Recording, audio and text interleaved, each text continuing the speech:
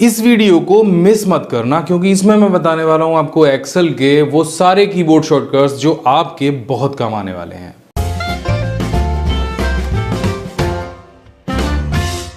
नमस्कार दोस्तों, मैं अभिमन्यु भारद्वाज आपका स्वागत करता हूं my big gate smart class में। इस चैनल पर मैं आपके लिए लेकर आता रहता हूं कंप्यूटर टेक्नोलॉजी से जुड़े हुए ढेर सारे टिप्स और ट्रिक्स। तो अगर आप नए हैं चैनल सब्सक्राइब कीजिए, बेल आइकन दबाइए, उसी से आपको लेटेस्ट वीडियो के नोटिफिकेशन मिलने वाले हैं। और अब बात करते हैं इस वीडियो की, तो यहाँ हम जानने वाले हैं एक्सेल के बेहतरीन, बेस्ट और जबरदस्त कीबोर्ड शॉर्टकट्स। तो वीडियो पूरा देखिएगा। फॉर्मूला पे आगे बढ़ने से पहले हम यहाँ पर जान लेते हैं वो इन्फॉर्मेशन जो एग्जाम्स में ज़रूर आती है। यहाँ पर अक्सर एग्जाम में पूछा जाता है कि एक्सेल में कितने रो और कितने कॉलम होते हैं। अब या तो आप उसे थ्योरेटिकल पढ़ें, कहीं किताब में जाके उसको याद करें, या फिर सीधे सीधे अपने एक्सेल पर प्रैक्टिकल करके देखें। आपको पता चल जाएगा कि कितने रो और कितने कॉलम होते हैं। इसका बहुत आसान सा तरीका है। आपको सिंपल यहाँ पर कॉलम और रो के बीच में एक ये जो नोट दिखाई दे रहा है, इस पर क्लिक करना है। और जैसे ही आप इस पर क्लिक करेंगे और आपको दिखाई देगी सबसे पहले रो की संख्या जो है 10,48,576। उसके बाद आपको कॉलम दिखाई देंगे जो है 16,384। अब इस पर जाया कैसे जाए, यानी सबसे लास्ट वाले कॉलम पे आप कैसे पहुंच सकते हैं और सबसे लास्ट वाली रो पे आप कैसे पहुंच सकते हैं। तो रो पे पहुंचने का तरीका मैं आपको बता देता हूं। आपको कंट्रोल के साथ में प्रेस करना है डाउन एरो का बटन। जैसे ही आप इस पर क्लिक करेंगे तो आप सबसे लास्ट वाली रो पे पहुंच जाएंगे और दोबारा से ऊपर पहुंचने के लिए आपको कंट्रोल के साथ अप एरो का बटन प्रेस करना है और आप सबसे ऊपर पहुंच जाएंगे। और सबसे लास्ट वाले कॉलम पर जाने के लिए आपको प्रेस करना है कंट्रोल के साथ में राइट एरो। तो आप देखेंगे यहाँ पर जो सबसे लास्ट वाला कॉलम है उसका नाम भी आप पता कर लीजिए, ये है XFD। और सबसे पहले कॉलम पर पहुंचने के लिए आपको वही कंट्रोल के साथ में लेफ्ट एरो को प्रेस करना है। तो इस तरीके से आप एक्सेल में चारों तरफ घूम सकते हैं। और अब हम बात करते हैं एक्सेल के कुछ बेहतरीन फॉर्मूलेज की। तो आप यहाँ पर देख रहे हैं नीचे 3 शीट्स दी गई हैं। आपने और भी शीट्स बनाई होंगी, और अगर आपको कीबोर्ड की सहायता से अपनी शीट्स को स्विच करना है, यानी एक शीट से दूसरी शीट पर जाना है, अगर आप पहली शीट पर हैं और आपको लेफ्ट से राइट की तरफ जाना है तो आपको प्रेस करना होगा कंट्रोल के साथ में पेज डाउन बटन। तो आप देखेंगे आप लेफ्ट से राइट की ओर चलना शुरू कर देंगे। और अगर आप आखिरी शीट पर हैं और आपको पहली शीट पर जाना है तो कंट्रोल के साथ में पेज अप बटन को प्रेस कीजिए, तो आप पहली शीट पर आ जाएंगे इस तरीके से। यहाँ पर किसी भी सेल पर आप क्लिक कर लेंगे तो आप देखेंगे कि सेल पर क्लिक करते ही एक कॉलम और एक रो सेलेक्ट होती है। तो अगर आप सेलेक्टेड रो को हाइड करना चाहते हैं तो सिर्फ कंट्रोल के साथ 9 बटन को प्रेस कीजिए, तो आप देखेंगे वो जो रो है वो हाइड हो जाएगी। इसी तरीके से अगर आप कॉलम को हाइड करना चाहते हैं तो कंट्रोल के साथ 0 बटन को प्रेस कीजिए, तो जो कॉलम है, जो सेलेक्टेड कॉलम है, वो हाइड हो जाएगा। एक से ज़्यादा करने के लिए आप एक साथ उनको सेलेक्ट कर सकते हैं। देखिए कुछ इस तरीके से मैंने ये B से लेके D तक के जो कॉलम है वो सेलेक्ट कर लिए हैं, और कंट्रोल के साथ 0 प्रेस करने पर ये एक साथ में हाइड हो जाते हैं। अब इनको अनहाइड कैसे करते हैं, तो रो को अनहाइड करने के लिए आपको वो एरिया सेलेक्ट करना होगा जिसके बीच में रो हाइड है। कीबोर्ड से प्रेस करना होगा कंट्रोल और शिफ्ट के साथ में 9 बटन, दोबारा से जो रो आपकी हाइड हुई थी वो अनहाइड हो जाएगी। अब चूंकि एक्सेल 2007 में कॉलम को अनहाइड करने का शॉर्टकट नहीं है, तो इसलिए आपको वो मैनुअली करना होगा। आपको यहाँ से सेलेक्ट करना होगा और राइट क्लिक करके इसे यहाँ से अनहाइड करना होगा। तो आप देखेंगे एक्सेल के सेल्स में हमने कुछ डेटा फिल कर रखा है। इस डेटा के चारों तरफ अगर हमें बॉर्डर लगाना है तो हमें क्या करना होगा, सिंपल आप इसको सेलेक्ट कर लीजिए और कंट्रोल शिफ्ट के साथ में एंड बटन को प्रेस कीजिए। तो यहाँ पर आप देखेंगे इस डेटा के चारों तरफ एक बॉर्डर लग जाएगा। अब इस बॉर्डर को आपको हटाना है तो आपको क्या करना होगा, आपको सिंपल इसे सेलेक्ट कर लीजिए और कंट्रोल शिफ्ट के साथ में अंडरस्कोर बटन को प्रेस कीजिए। तो आप देखेंगे ये जो बॉर्डर है वो हट जाएगा। तो आप देखें यहाँ पर कुछ नंबर्स लिखे हैं। अगर आप चाहते हैं कि करेंसी में कन्वर्ट हो जाए, साथ में दशमलव के 2 स्थानों तक 0 भी आ जाए, तो बस आप इसको सेलेक्ट कीजिए और शिफ्ट कंट्रोल के साथ डॉलर बटन को प्रेस कीजिए। तो आप देखेंगे जो आपके नंबर्स हैं वो करेंसी में तो कन्वर्ट हो ही गए हैं, साथ में दशमलव के बाद 2 0 भी आ गए हैं। अब बात कर लेते हैं किसी भी सेल को परसेंटेज में कैसे कन्वर्ट करते हैं। तो सिंपल आप सेल को सेलेक्ट कर लीजिए जिसको भी आपको परसेंटेज में कन्वर्ट करना है, और शिफ्ट और कंट्रोल के साथ में जो प्रतिशत का बटन है उसको प्रेस कर दीजिए। तो आप देखेंगे इस सेल की जो फॉर्मेट है वो प्रतिशत में कन्वर्ट हो जाएगी। अब यहाँ पे जो कुछ भी नंबर लिखेंगे वो अपने आप परसेंटेज में आएगा, जो कि पहले नहीं आ रहा था।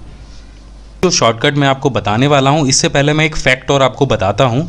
एक्सेल के किसी भी सेल में जो भी नंबर लिखा होता है, अगर उस सेल को आप डेट फॉर्मेट में कन्वर्ट करते हो तो वहाँ पर एक डेट आ जाती है, और वो जो डेट होती है वो क्या इंडिकेट करती है मैं आपको समझाने वाला हूँ। हमारे कंप्यूटर का जो कैलेंडर होता है वो सन 1900 से स्टार्ट होता है। एक्सेल का भी इसी तरीके से होता है। तो अगर आप किसी सेल में 1 टाइप करके उसको डेट फॉर्मेट में कन्वर्ट करेंगे तो वो जो डेट आएगी वो आएगी 1 जनवरी सन 1900। मैं आपको करके दिखा देता हूं। हमने कंट्रोल शिफ्ट के साथ में प्रेस करना है सिर्फ हैश बटन को, तो आप यहां पर देखेंगे कि 1 जनवरी सन 1900 जो डेट है वो आ गई है। यानी ये जो नंबर है वो इंडिकेट करता है आपके दिनों को, जब से ये कैलेंडर स्टार्ट हुआ है। यानी यहां पर अगर हम 30 लिख देंगे कुछ इस तरीके से, तो यहां पर ये 30 जनवरी सन 1900 हो जाएगी। इस तरह से अगर किसी सेल में आज की डेट नंबर्स में लिखनी होगी तो मुझे वो नंबर्स काउंट करने होंगे 1 जनवरी 1900 से। तो यहाँ पर वो जो नंबर्स थे वो मैंने काउंट कर लिए हैं और वो नंबर आज के दिन के हिसाब से बैठते हैं 43,467 दिन। और अगर इस नंबर को हम डे में कन्वर्ट करते हैं कंट्रोल शिफ्ट और हैश से, तो ये बन जाती है आज की तारीख। तो आप समझ गए होंगे ये जो नंबर्स हैं ये सभी एक डेट है जो कि 1900 से स्टार्ट होते हैं, और जब आप इनको डेट फॉर्मेट में कन्वर्ट करेंगे तो वही डेट आ जाएगी जो डे काउंट किए गए होंगे। अब एक्सेल के किसी सेल में आपको करंट टाइम अगर एंटर कराना है तो आप क्या करेंगे, सिर्फ कंट्रोल और शिफ्ट के साथ में कॉलन बटन को प्रेस करेंगे और करंट टाइम आपके सिस्टम का एक्सेल के सेल में आ जाएगा। इसी तरह से आपको एक्सेल के किसी सेल में अगर करंट डेट एंटर करनी है तो आपको प्रेस करना होगा कंट्रोल के साथ में सेमी कॉलन बटन, और आप देखेंगे यहाँ पर जो करंट डेट है वो डिस्प्ले होने लग जाएगी। कभी कभी हमें ऊपर वाले सेल की वैल्यू नीचे वाले सेल में कॉपी करनी होती है, तो इसके लिए सिंपल आपको प्रेस करना है कंट्रोल शिफ्ट के साथ में डबल कोट को, तो जो ऊपर वाला सेल होगा एग्जैक्ट वही वैल्यू नीचे वाले सेल में आ जाएगी।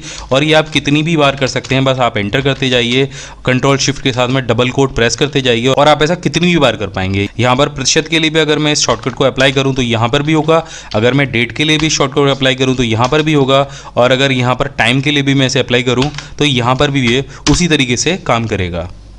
इसी तरह से अगर आपको कोई फार्मूला ऊपर वाले सेल से कॉपी करना है नीचे वाले सेल में, जैसे इन सभी में मैंने फार्मूला लगा रखा है सम करने का, और यही फार्मूला मुझे सेम इस सेल में चाहिए, तो कंट्रोल के साथ में सिर्फ सिंगल कोट बटन को प्रेस करना है और वो जो फार्मूला आपको ऊपर वाले सेल में होगा वो जो का त्यों नीचे कॉपी होके आ जाएगा। बस इसे एंटर कर दीजिए और आप अपना काम कर पाएंगे। अब ये जो आखिरी फार्मूला है ये आपके बहुत काम का हो सकता है। कभी कभी एक्सेल की शीट में लगे हुए सारे फार्मूलेज हमें देखने होते हैं, चेक करने के लिए भी कि हमने किन किन सेल्स में फार्मूला लगाया है, किन किन सेल्स में नहीं लगाया है। तो सिंपल आपको कंट्रोल के साथ में प्रेस करना है टिल्ड बटन को, जो कि आपके एस्केप बटन के बिल्कुल नीचे होता है। जैसे ही आप इसे प्रेस करेंगे तो आपके एक्सेल शीट में लगे हुए सारे फार्मूले आपको डिस्प्ले होने लग जाएंगे और आप चेक कर सकते हैं आपने किस शीट में कौन सा फार्मूला अप्लाई किया है और कैसे लिखा है।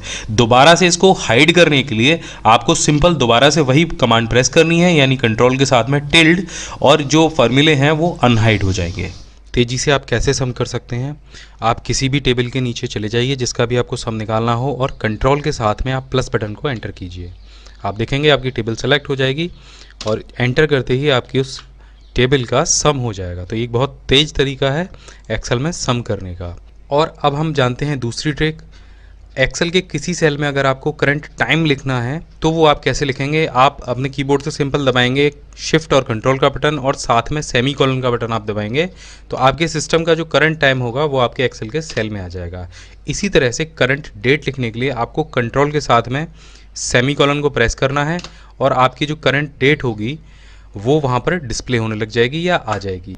इसी तरीके से शीट को चेंज अगर करना है, आपके पास 3 या 4 शीट हैं और आप उन्हें चेंज करना चाहते हैं, तो आप शिफ्ट कंट्रोल के बटन के साथ में, अगर आप पहली शीट पर हैं तो आप दबाएंगे शिफ्ट कंट्रोल के साथ में बटन 3, तो आप आगे शीट पर बढ़ते जाएंगे। और अगर आप लास्ट शीट पर हैं और आपको पहली शीट पर जाना है, यानी आगे वाली शीटों पर जाना है, तो आप कंट्रोल और शिफ्ट के साथ में 9 बटन को प्रेस करेंगे। इसके लिए आप अपने कीबोर्ड के नंबरिंग जो कीपैड होता है उसका भी इस्तेमाल कर सकते हैं।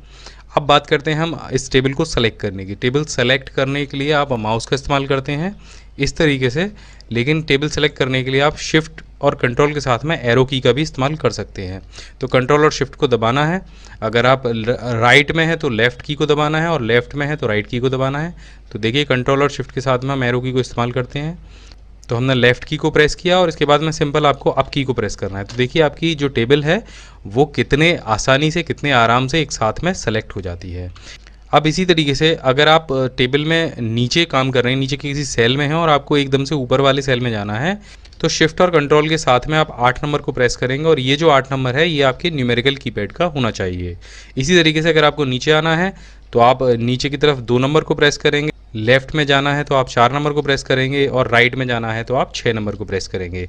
तो इस तरीके से आप अपनी टेबल में चारों तरफ कहीं भी लेफ़्ट और राइट जा सकते हैं। अब मानिए जो आपने जितने भी एरिया में आपने टाइप किया हुआ है मैटर, यानी आपका मानिए यहाँ पर हमने ये डेट भी टाइप किया है, टाइम टाइप किया है, और ये जो सारा हमारा टेक्स्ट वाला एरिया है हमें इसको एक साथ में सेलेक्ट करना है। तो आप क्या करेंगे, अपने कीबोर्ड से शिफ्ट और कंट्रोल के साथ में 8 बटन को प्रेस करेंगे, और ये जो 8 नंबर बटन होगा ये आपके अल्फ़ाबेटिकल कीबोर्ड के ऊपर वाला 8 बटन होना चाहिए। तो आप देखिए कि आपका जो सिलेक्शन एरिया है, जो आपने जितना भी टाइप किया हुआ है, वो सारा एक साथ में सेलेक्ट हो जाएगा।